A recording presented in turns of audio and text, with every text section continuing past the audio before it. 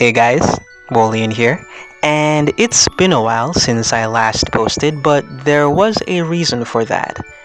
And someday I'll tell you what it is, but let's just say that life has been kicking my ass, and now I'm finally about to commence my counterattack.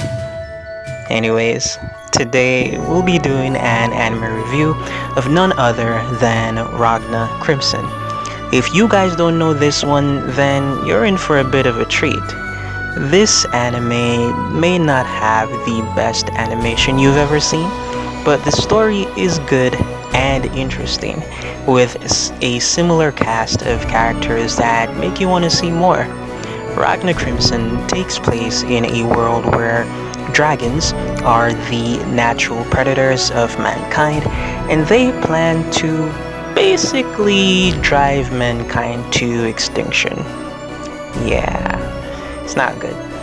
Fear not though, because us humans have the dragon hunters on our side, and they make great efforts in hunting down dragons in hopes of one day defeating the dragon god. Our main character, Ragna, is a young lad that doesn't have any particular talent for dragon hunting, but he has a friend in his lone travel companion, Leo, a young 11-year-old girl who you can basically think of her as a prodigy in dragon hunting anyways.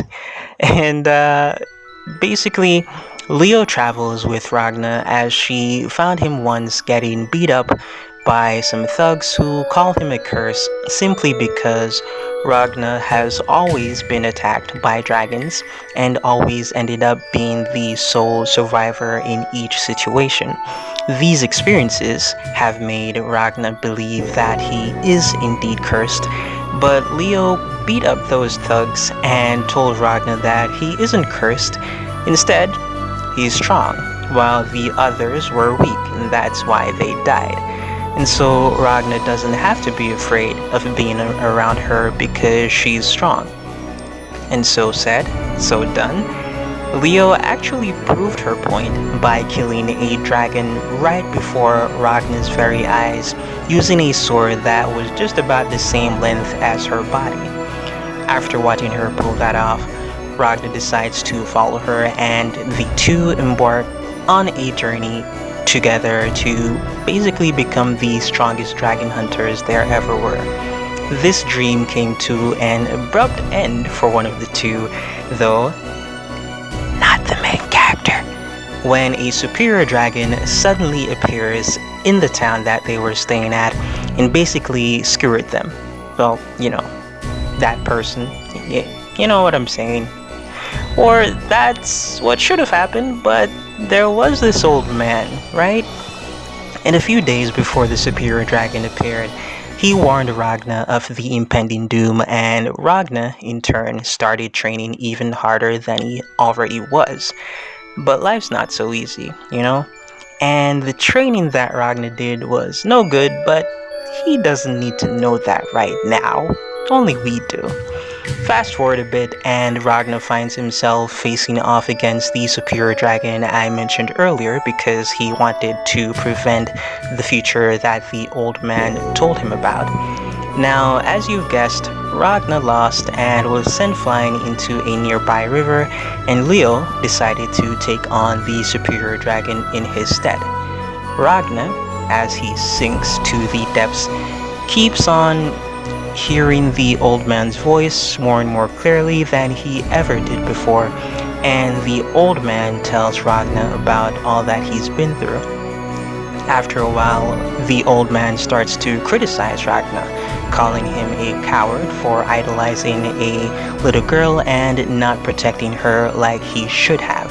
Ragna, in this moment, realizes who the old man really was, and after hearing the old man's story, Ragna begs the old man to give him the power he needs to prevent the future in which the old man has lived through. The old man, in agreement with Ragna's wishes, told Ragna that he intended to do so from the very beginning, and after this, Ragna awakens and instantly freezes a horde of dragons that were within his vicinity, and then he makes his way over to the superior dragon who was toying around with Leo. Feeling death creeping up on him, the superior dragon looks back because he senses something sinister behind him, something that gives off the same vibe as when he's in the presence of the dragon monarchs.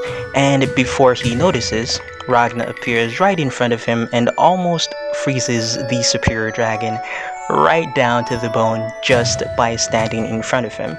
The superior dragon, feeling angered by the fact that a mere ningen caused him to feel fear, decides to transform and to his dragon form, no less, which is basically the strongest form that a dragon can ever really go into.